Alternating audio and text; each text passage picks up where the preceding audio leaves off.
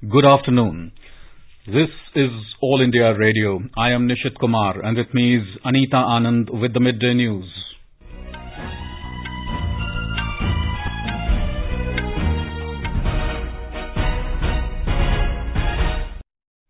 The headlines.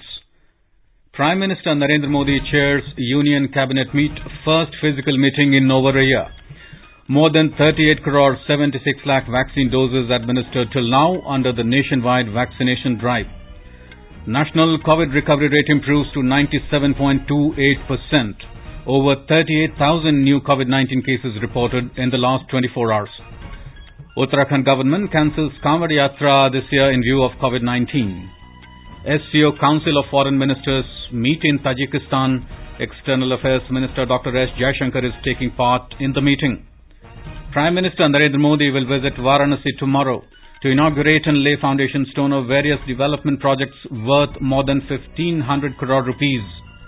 3 terrorists gunned down by security forces in the VRs in Pulwama, South Kashmir. Nepali Congress President Sher Bahadur Deuba sworn in as the Prime Minister of the Himalayan nation.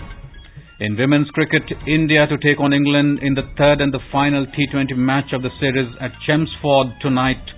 And Swiss tennis maestro Roger Federer withdraws from the Tokyo Olympics due to knee injury.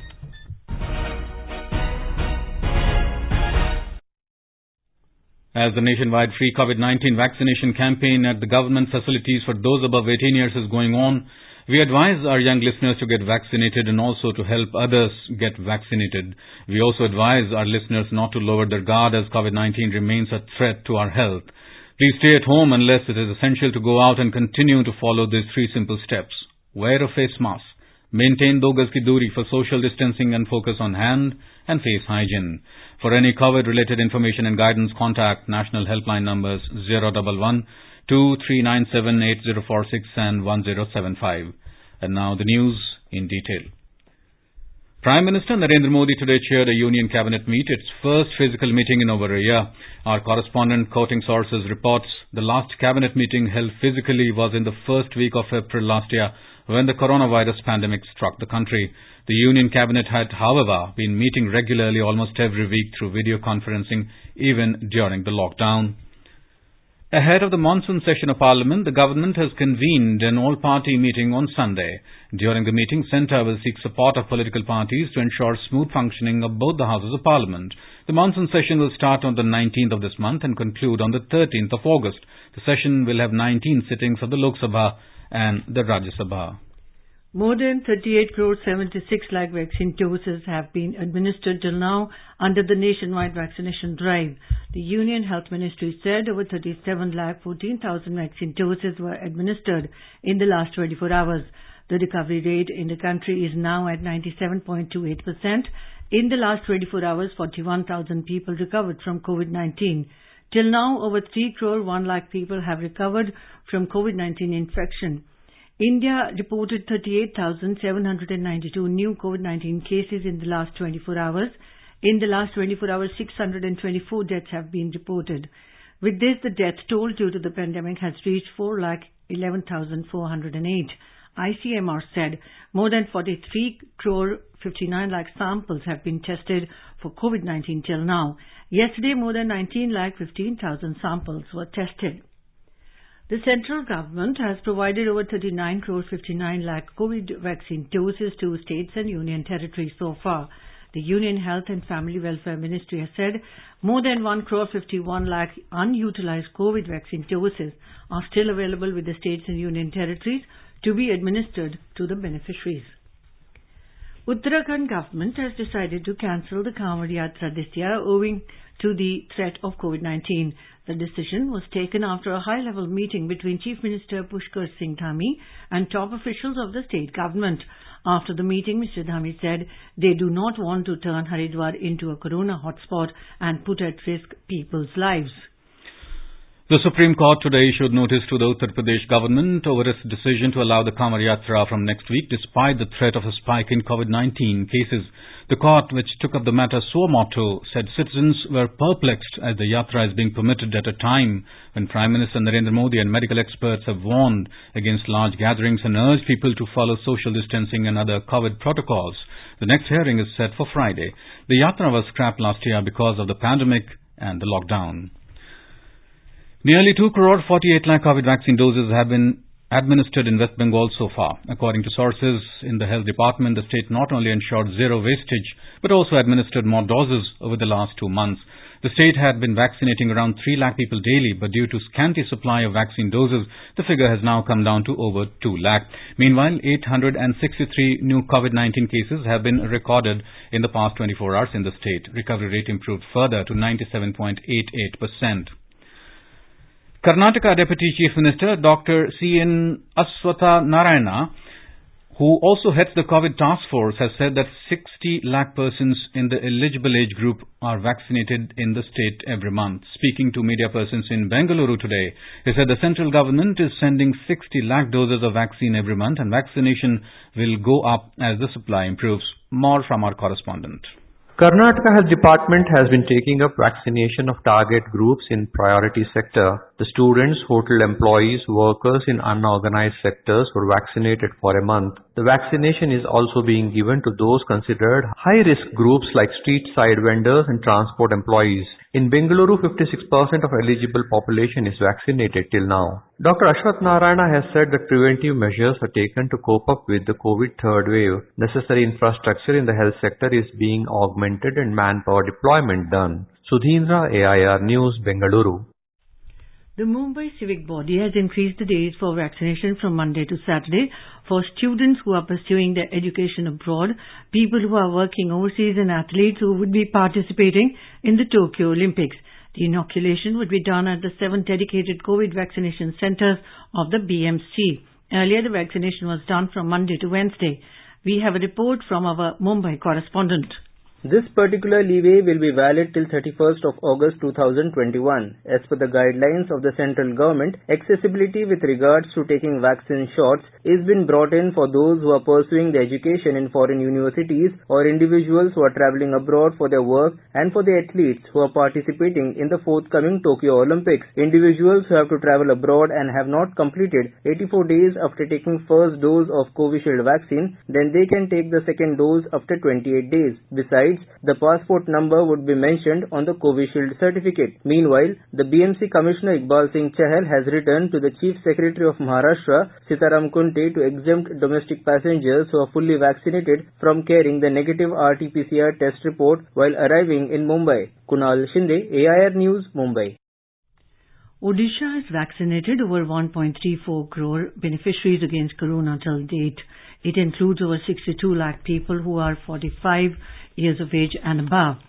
More than 74,000 people were inoculated yesterday. More from our correspondent.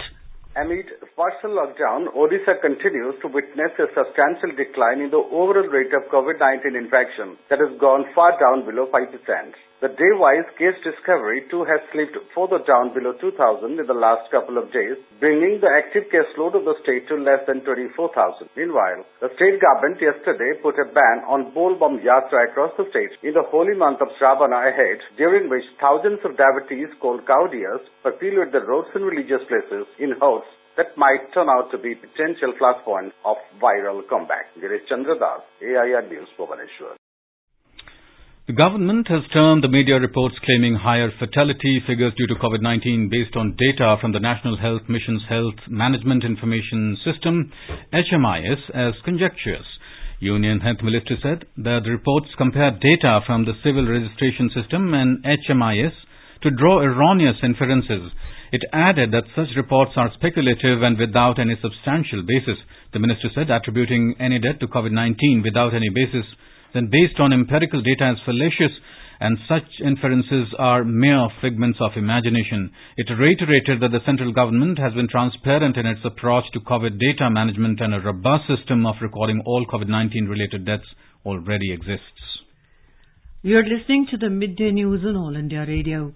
A reminder of the headlines before we move on. Prime Minister Narendra Modi chairs Union Cabinet meet, first physical meeting in over a year. More than 38 crore 76 lakh vaccine doses administered till now under the nationwide vaccination drive. National COVID recovery rate improves to 97.28%. Over 38,000 new COVID-19 cases reported in the last 24 hours. Uttarakhand government cancelled Kanwal Yatra this year in view of COVID-19. SCO Council of Foreign Ministers meet in Tajikistan. External Affairs Minister Dr. S. Jaishankar is taking part in the meeting. Prime Minister Narendra Modi will visit Varanasi tomorrow to inaugurate and lay foundation stone of various development projects worth more than 1,500 crore rupees. 3 terrorists gunned down by security forces in the wee hours in Pulwama, South Kashmir. United Arab Emirates becomes the first Gulf state to open embassy in Israel. Nepali Congress President Sher Bahadur Deuba sworn in as Prime Minister of the Himalayan nation. In women's cricket, India to take on England in the third and final T20 match of the series at Chelmsford tonight. And Swiss tennis maestro Roger Federer withdraws from Tokyo Olympics due to knee injury. For quick news updates round the clock, follow us on our Twitter handle at AIR News Alerts. चलो मिलकर एक शुरुआत करें, चलो एक फैसला आज करें, मास्क नहीं तो टोकेंगे, कोरोना को रोकेंगे, चलो एक इरादा करते हैं, चलो कुछ वादा करते हैं, मास्क नहीं तो टोकेंगे, कोरोना को रोकेंगे. The centre is disseminating awareness of national helpline numbers for the benefit of citizens during the COVID-19 pandemic. The helpline number of the Health and Family Welfare Ministry is 1075. The child helpline number is 1098. For senior citizens of Delhi, Karnataka, Madhya Pradesh, Rajasthan, Tamil Nadu, Telangana, Uttar Pradesh and Uttarakhand, the helpline number is 14567. The helpline number of National Institute of Mental Health and Neurosciences, NIMHANS, for psychological support is 08046110007. Ayush COVID-19 counselling helpline number is 14443 and MyGov WhatsApp help desk number is 9013151515. Welcome back to the Midday News. Prime Minister Narendra Modi will visit Varanasi tomorrow. He will inaugurate and lay foundation stone of various development projects worth more than 1,500 crore rupees. Mr. Modi will inaugurate a 100-bed MCH wing in BHU, multi-level parking at Godalia, rudder vessels for tourism development on River Ganga, and 3-lane flyover bridge on the Varanasi-Ghazipur highway. Prime Minister will also lay the foundation stone of several projects and public works worth around 839 crore rupees. These include the Centre for Skill and Technical Support of Central Institute of Petrochemical Engineering and Technology, CPET, 143 rural projects under the Jal Jeevan Mission, and Mango and Vegetable Integrated Pack House in Karkhikau. Varanasi will get a new landmark. Prime Minister will inaugurate the International Cooperation and Convention Centre, Rudraksh, which has been constructed with Japanese assistance. Later, he will inspect the maternal and child health wing at BHU. He will also meet with officials and medical professionals to review the COVID preparedness. Shanghai Cooperation Organization SCO Council of Foreign Ministers meeting has started in Tajikistan. External Affairs Minister Dr. S. Jaishankar is taking part in the meeting. The meeting will discuss the achievements of the organization as it celebrates the 20th anniversary of its formation this year. It will also assess the preparation for the upcoming SCO Council of Heads of States and exchange views on the current international and regional issues. In a tweet today, Dr. Jaishankar said 20th year is an opportune time to reflect on achievements and deliberate on challenges. He said Afghanistan and post-COVID recovery are the pressing concerns. Assam Chief Minister Himanta Biswa Sarma asserted that his government has adopted zero-tolerance policy against drugs menace. Replying to a question in Assembly today, the Chief Minister said that efforts are on amongst all northeastern states to fight against the menace unitedly. Mr. Sharma said that Home Minister Amit Shah instructed him to take stern measures against drugs, cow smuggling and human trafficking. The Chief Minister informed the House that 1,897 persons involved in drugs peddling have been arrested by the Assam police during the last 2 months. The Army today issued a statement denying a media report that claimed Indian and Chinese forces had clashed in Ladakh. The army said ever since the disengagement agreement in February this year, there has been no attempt by either side to occupy the areas from where the disengagement had been undertaken. The army clarified that there have been no clashes in Galwan or any other area, as reported in an article in an English daily. The army said both sides have continued with negotiations to resolve balance issues and regular patrolling in respective areas continues. The army statement said the situation on ground continues to be as hitherto and PLA activities, including turnover of troops, continue to be monitored by the Indian Army. In the Union Territory of Jammu and Kashmir, a Pakistani Lashkar-e-Taiba LAT commander identified as Aijaz along with two local terrorists were gunned down by security forces in the wee hours today in Pulwama town of South Kashmir. Incriminating materials including arms and ammunition have also been recovered from the encounter site. Talking to AIR News, Jammu and Kashmir DGP Dilbag Singh shared details about the operation. पिछली रात Pulwama town के अंदर जो आतंकी उनके छुपे होने की खबर थी, जिसके मुताबिक ऑपरेशन लॉन्च किया गया। इसमें श्रीनगर पुलिस, पुलवामा का पुलिस और आर्मी सीआरपी ने हिस्सा लिया। रात भर ऑपरेशन चलता रहा। अभी सुबह के करीब ऑपरेशन खत्म हुआ है। इस ऑपरेशन में 3 दहशतगर्द मारे जा चुके हैं, जिसमें एक पाकिस्तान का अबू हरेरा है और 2 उसके लोकल साथी जो जहां उसके साथ काम कर रहे थे। ये तीनों के तीनों लश्कर के साथ व्यवस्था है और अबू हरेरा टॉप कमांडर जो इस वक्त लश्कर में काम कर रहे हैं पाकिस्तान के आकर के उसके अंदर शामिल था और बाकी के 2 लोग भी काफी लंबे अरसे से इसके साथ चल रहे थे और बहुत सारे टेरर क्राइम के अंदर उनकी इन्वॉल्वमेंट है। Earlier, security forces averted a major tragedy last night when they detected and defused an improvised explosive device, IED, which was planted by terrorists under a chinar tree on the outskirts of village Damjin in Kazigund area of Kulgam district. In view of the violation of COVID norms in several parts of the country, especially in public transport and at hill stations, the centre today asked states to issue strict directions to the district and all other local authorities to regulate the crowded places and take necessary measures for management of COVID-19. In a letter to the State Chief Secretary's Union Home Secretary Ajay Bhalla said the officers concerned should be made personally responsible for any laxity in strict enforcement of COVID-appropriate behavior. He said massive crowds are thronging the marketplaces, violating norms of social distancing and consequently increase in the R factor in some of the states is a matter of concern. He added that the authorities concerned will be made responsible for ensuring COVID-appropriate behavior in all the crowded places including shops, malls, markets, restaurants, mandis, bus stations, railway stations, public parks, marriage halls and sports complexes. Satyadev Narayan Arya took oath as the Governor of Tripura today. The Chief Justice of Tripura High Court, Justice Akhil Abdul Hamid Qureshi, administered the oath of office to Sri Satyadev in a ceremonial program held at Old Raj Bhavan, Darbar Hall. Chief Minister Biplav Kumar Dev, his cabinet colleagues, Chief Secretary and other senior officials of the state administration were also present on the occasion.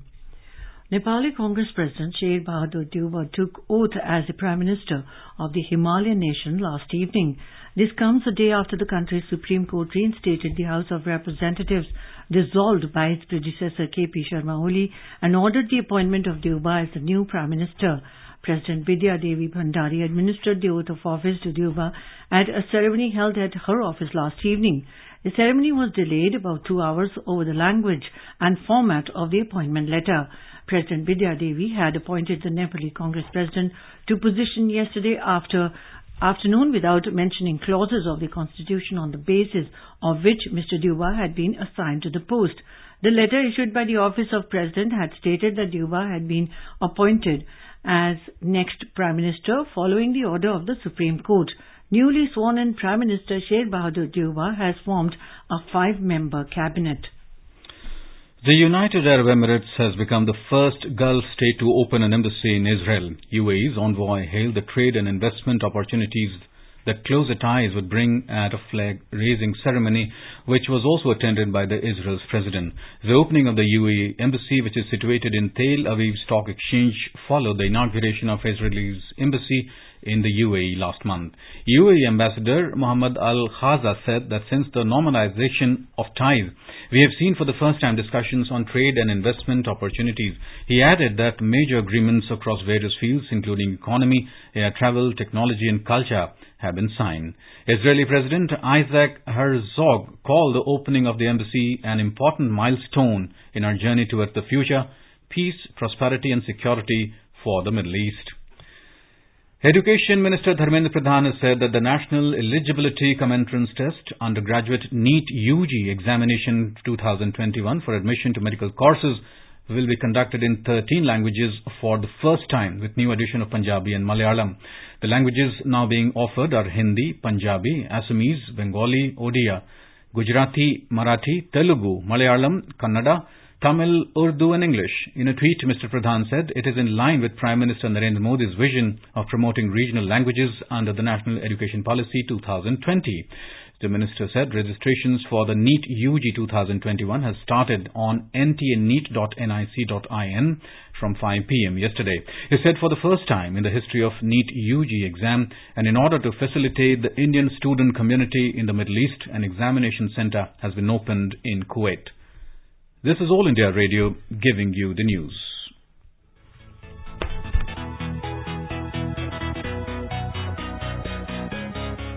दुनिया रंग बिरंगी, खट्टे मीठे रसीले समाचारों का सतरंगी खजाना आकाशवाणी पर। खबरें होंगी हटकर, जानेंगे कुछ अलग, हंसेंगे खुलकर, करेंगे सजग।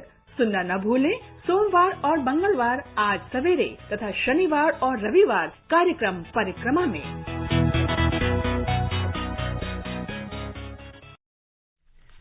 With only few days to go for Tokyo Olympic Games, country's athletes are busy in the final stages of their preparation. Today in the Olympic series of All India Radio, we take a look at Indian shooting's 50-meter men's rifle team consisting of young 20-year-old Aishwarya Pratap Singh Tomar and veteran 40-year-old Sanjeev Rajput. Born on February 3, 2001 at Ratanpur in Madhya Pradesh, the world number 2 ranked Aishwarya Pratap was the only Indian rifle shooter to qualify for the finals at the ISSF World Cup held in Osijek, Croatia recently. He won gold in his senior ISSF debut at Delhi this year. When most of India's new young shooters belong to airgun disciplines, Aishwarya Pratap chose to specialize in the more rigorous 50-meter rifle 3 position. On the other hand, Sanjeev Rajput was born on January the 5th, 1981 in Yamunanagar district of Haryana. Sanjeev is currently ranked number 6 in the world in men's 50-meter rifle 3 positions. He'll be making his 3rd Olympic appearance in Tokyo and first after London 2012. Sanjeev is the only current Indian shooter to have participated in Beijing 2008. He had qualified for Rio 2016. His collection of international medals ranges from team bronzes at the 2006 Asian and Commonwealth Games to a silver at the ISSF World Cup at Rio 2019 that secured his Tokyo 2020 qualification. Sports Desk, AIR News.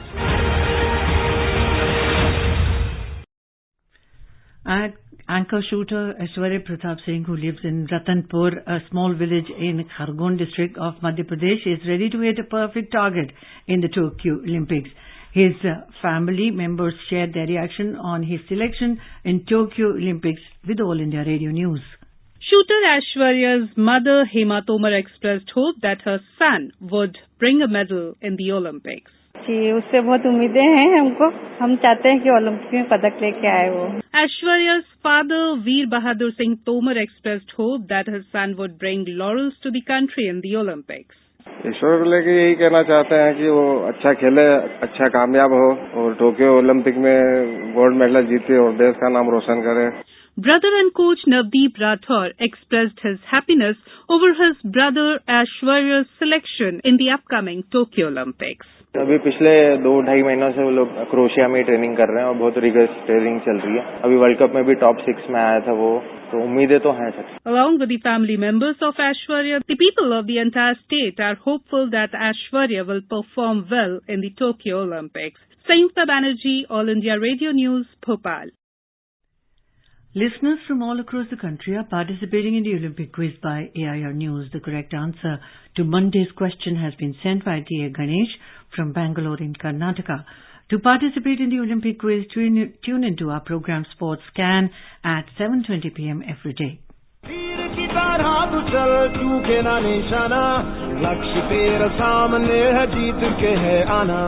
the run-up to the Tokyo Olympics, the New Services Division of All India Radio in its Sports Scan program is broadcasting every day Olympics Quiz with AIR News. Olympics Quiz, Akashvani Samachar ke saath in Hindi. Every day, a question related to Olympics will be asked at the beginning and closing of the program. To participate in this program, listeners can send the replies by email on airsportscan@gmail.com. The first correct answer received through email will be adjudged the winner of the quiz. The name of the winner will be announced in Sports Scan program the next day. It will also be flashed on AIR Twitter handle @AIR News Alerts. The Sports Authority of India will provide India team jersey to the winner. So tune in to the Sports Scan program every day at 7:20 p.m. on FM Gold and on our YouTube channel, News on AIR Official.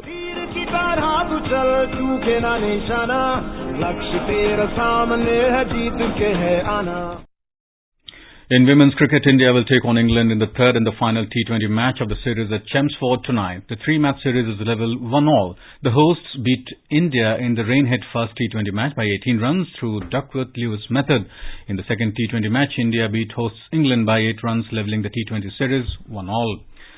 In Swiss, tennis maestro Roger Federer has withdrawn from the Tokyo Olympics because of knee injury during the grass court season. The 8-time Wimbledon champion had missed the 2016 Rio Olympics also due to knee injury. The 20-time Grand Slam champion was knocked out of Wimbledon in the quarterfinals by Herbert Hurkacz last week. At the stock markets, the Sensex at the Bombay Stock Exchange rose 126 points or 0.2% to trade at 52,895 in the afternoon trade a short while ago.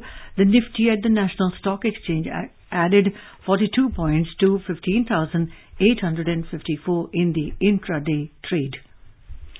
Online nominations for the Padma Awards to be announced on the occasion of Republic Day 2022 is on. The last date for nominations is 15th of September this year.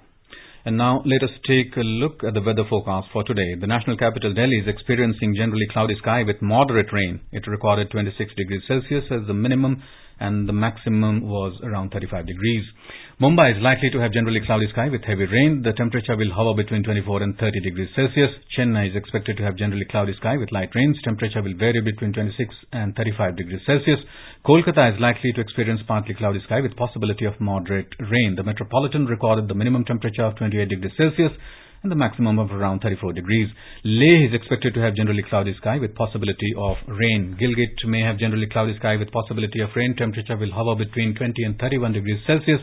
Muzaffarabad may witness generally cloudy sky with moderate rain, with temperature rising from a minimum of 21 degrees to a maximum of nearly 30 degrees. Imphal is expected to have generally cloudy sky with moderate rain. Shillong and Aizawl may experience generally cloudy sky with moderate rain. In Shillong, temperature will move from a minimum of 18 to the maximum of 24 degrees. Kohima will have generally cloudy sky with moderate rain. Temperature will hover between 18 and 26 degrees Celsius. Itanagar will have generally cloudy sky. Gangtok and Agartala may experience generally cloudy sky with a few spells of rain or thunder showers. Ranchi will have generally cloudy sky with 1 or 2 spells of rain. City observed a minimum of 22 degrees and a maximum of around 30 degrees Celsius. Bengaluru is experiencing generally cloudy sky with light rain. Temperature will hover between 20 and 25 degrees Celsius. And now, before we end the bulletin, the headlines once again. Prime Minister Narendra Modi chairs Union Cabinet Meet, the first physical meeting in over a year. More than 38 crore 76 lakh vaccine doses administered till now under the nationwide vaccination drive. National COVID recovery rate improves to 97.28%. Over 38,000 new COVID-19 cases reported in the last 24 hours. Uttarakhand government cancels Kanwar Yatra this year in view of COVID-19. SCO Council of Foreign Ministers meet in Tajikistan. External Affairs Minister Dr. S. Jaishankar is taking part in the meeting. Prime Minister Narendra Modi will visit Varanasi tomorrow to inaugurate and lay foundation stone of various development projects worth more than 1,500 crore rupees. 3 terrorists gunned down by security forces in the VRs in Pulwama, South Kashmir. United Arab Emirates becomes the first Gulf state to open embassy in Israel. Nepali Congress President Sher Bahadur Deoba sworn in as the Prime Minister of the Himalayan nation. In women's cricket, India to take on England in the third and the final T20 match of the series at Chelmsford tonight. And Swiss tennis maestro Roger Federer withdraws from Tokyo Olympics due to knee injury. And with that, we end the midday news.